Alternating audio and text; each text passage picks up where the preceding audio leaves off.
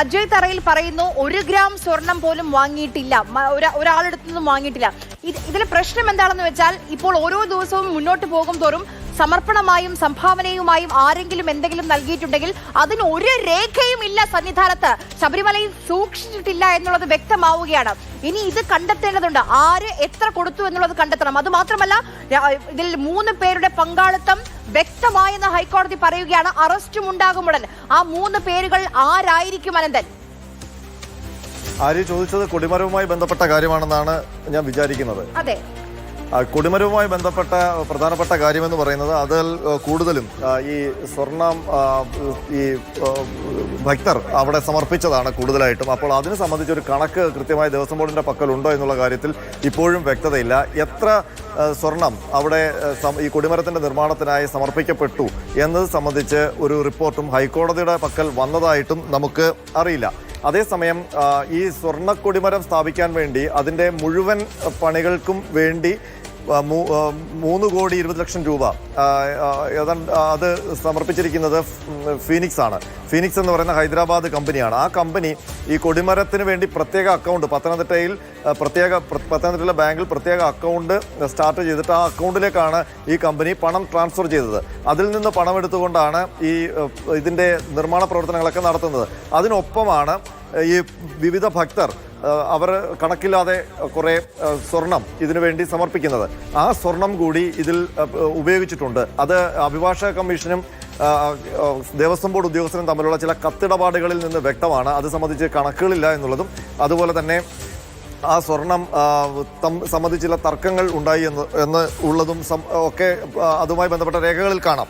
ഏതായാലും നമുക്ക് ഇതിനകത്ത് ഏറ്റവും പ്രധാനപ്പെട്ടത് ഈ ഉത്തരവിൽ ഏറ്റവും പ്രധാനപ്പെട്ട മറ്റൊരു ഭാഗം കൂടിയുണ്ട് ആര്യ. അതായത് ഈ ശബരിമലയിലെ ദ്വാരപാലക പാളികൾ അടക്കമുള്ള ഇപ്പോൾ ഈ സ്വർണ്ണക്കൊള്ള നടന്നു എന്ന് പറയുന്നതിൽ അതിൽ 4 ഘട്ടങ്ങളിലായിട്ടാണ് ഇതിൻ്റെ അന്വേഷണം എന്നുള്ളത് കോടതി പറഞ്ഞു വെക്കുന്നുണ്ട്. അതായത് 98-ൽ അവിടെ ഉണ്ടായിരുന്നത് തനിത്തങ്കമാണോ എന്നുള്ളതായിരുന്നു ഒരന്വേഷണം. രണ്ടാമത്തെ അന്വേഷണം എന്ന് പറയുന്നത് ശ്രീകോവിൽ വാതിൽ മാറ്റിയതുമായി ബന്ധപ്പെട്ടാണ്. പഴയ ശ്രീകോവിൽ വാതിലിന് പകരം പുതിയൊരു വാതിൽ കൊണ്ടുവച്ചു. അപ്പോൾ പഴയ വാതിൽ എവിടെ പോയി എന്നുള്ളത് സംബന്ധിച്ചുള്ള അന്വേഷണം. മൂന്നാമത്തെ ഫേസ് എന്ന് പറയുന്നതാണ് നമ്മളിപ്പോൾ ഏറ്റവും ശ്രദ്ധയോടെ നോക്കുന്നത്. ദ്വാരപാലക പാളികൾ, കട്ടളപ്പാളികൾ അടക്കമുള്ള ഉരുപ്പടികൾ എടുത്തുകൊണ്ട് പോയതുമായി ബന്ധപ്പെട്ട് ഇതിൽ ഏറ്റവും പ്രധാനപ്പെട്ട ഒരു കാര്യം, അവിടെ ഈ മൂന്നാമത്തെ ഫേസിൽ കൊള്ള നടന്നിരിക്കുന്നു. അതായത് ആദ്യത്തെ സ്വർണ്ണവാതിലിൻ്റെ കാര്യത്തിൽ ഒരു തീരുമാനം കോടതി പറയുന്നില്ല. പക്ഷേ ദ്വാരപാലക പാളികളിലും കട്ടളപ്പാളികളിലും സ്വർണ്ണക്കൊള്ള നടന്നിരിക്കുന്നു എന്ന് തന്നെയാണ് കോടതി കണ്ടെത്തിയിരിക്കുന്നത്. അതായത് ഇതുവരെ നടന്ന SITയുടെ അന്വേഷണത്തിൽ ശബരിമലയിൽ സ്വർണ്ണക്കൊള്ള നടന്നു എന്ന് സ്ഥിരീകരിക്കുകയാണ്. ആ സ്വർണ്ണക്കൊള്ള സ്ഥിരീകരിക്കുന്ന മൊഴികൾ അന്വേഷണ സംഘത്തിന് ലഭിച്ചു എന്നാണ് ഇപ്പോൾ കോടതി പറഞ്ഞിരിക്കുന്നത്. അതുകൂടാതെ ഈ സ്വർണ്ണക്കൊള്ള സ്ഥിരീകരിക്കുന്ന പ്രാഥമിക ശാസ്ത്രീയ പരിശോധനാ ഫലങ്ങളും കിട്ടിയെന്ന് കോടതി പറയുന്നുണ്ട്. അതായത് ശാസ്ത്രീയ പരിശോധനയിൽ അതിൻ്റെ പ്രാഥമിക റിപ്പോർട്ടുകൾ പരിശോധിക്കുമ്പോൾ സ്വർണം നഷ്ടപ്പെട്ടു, സ്വർണം മോഷ്ടിച്ചു എന്ന് വ്യക്തമാകുന്നു.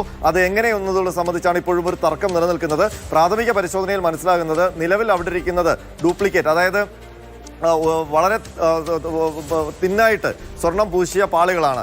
നേരത്തെ ഉണ്ടായിരുന്നത് ഗോൾഡ് ക്ലാഡഡ് സ്വർണ്ണ പ്ലേറ്റുകളായിരുന്നു.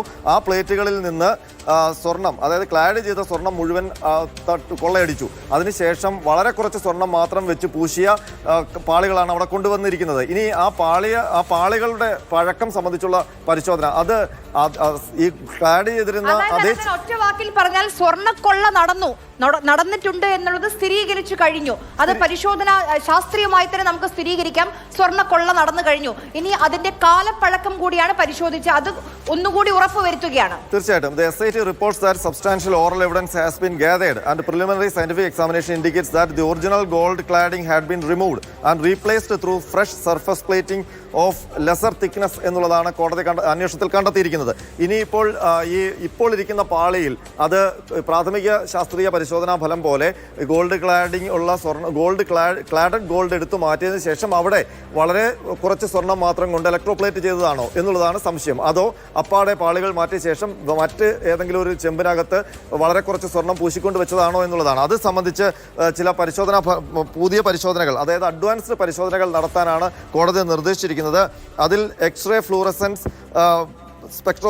സ്പെക്ട്രോസ്കോപ്പി എന്ന് പറയുന്ന പരിശോധന, അത് രാസഘടന, ഈ മെറ്റലിൻ്റെ രാസഘടന അറിയാൻ വേണ്ടിയുള്ള പരിശോധനയാണ്. മറ്റൊന്ന് ICPMS പരിശോധന, അത് ധാതു പരിശോധനയാണ്. ഏതൊക്കെ ധാതുക്കളാണ് ഈ മെറ്റലിൽ ഉള്ളത് എന്നത് സംബന്ധിച്ചാണ്. രണ്ടാമത്തത് ഒപ്റ്റിക്കൽ എമിഷൻ സ്പെക്ട്രോസ്കോപ്പി എന്നുള്ളതാണ്. അത് ലോഹങ്ങളുടെ ചേരുവ സംബന്ധിച്ചുള്ള പരിശോധനകളാണ്. അപ്പോൾ ഈ പരിശോധനകൾ നിലവിൽ VSCയിലും ഇല്ല, നമ്മളുടെ ഫോറൻസിക് ലാബുകളിലുമില്ല. അതുകൊണ്ടാണ് കൂടുതൽ അത് കുറച്ചുകൂടി അഡ്വാൻസ്ഡ് ആയിട്ടുള്ള സ്ഥാപനങ്ങളിൽ അത് ചെയ്യാൻ വേണ്ടി നിർദ്ദേശം നൽകിയിരിക്കുന്നത്. ഏതായാലും ഇതുവരെയുള്ള അന്വേഷണത്തിൽ അത് വലിയ ഒരു ആശ്വാസമാണ്. മൊഴികളായും പ്രാഥമിക ശാസ്ത്രീയ പരിശോധനയായും ഒരു കാര്യം വ്യക്തമായി, ശബരിമലയിൽ നിന്ന് സ്വർണം കൊള്ളയടിക്കപ്പെട്ടിരിക്കുന്നു. ഇനി ആ ഇപ്പൊ നോക്കൂ, ദ്വാരപാലക പാളി കേസിൽ 2 പേരെയും കട്ടിളപ്പാളി കേസിൽ ഒരാളെയും കൂടി പ്രതി ചേർക്കാനുണ്ട് എന്നുള്ളതാണ് SIT പറയുന്നത്. അപ്പോൾ ആ 3 അറസ്റ്റുകൾ വരും ദിവസങ്ങളിൽ ഉടനെ പ്രതീക്ഷിക്കാം അനന്തൻ.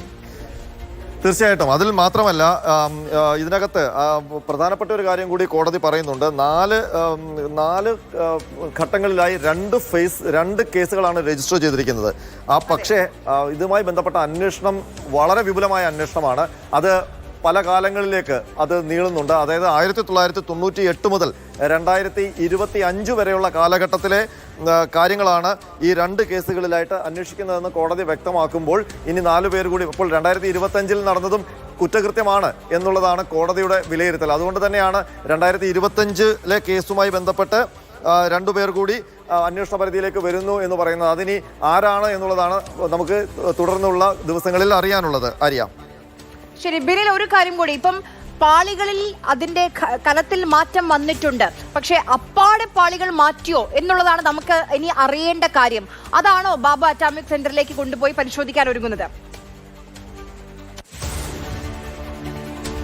തീർച്ചയായും അത് തന്നെയാണ് ഹൈക്കോടതി ഉദ്ദേശിക്കുന്നത്. അതായത് 98-ൽ സ്വർണം പൊതിഞ്ഞ അതേ ചെമ്പുപാളികൾ തന്നെയാണോ വീണ്ടും സ്വർണം പൂശി തിരിച്ചു വന്നിരിക്കുന്നത് എന്നതിലാണ് വ്യക്തത വരുത്തേണ്ടത്.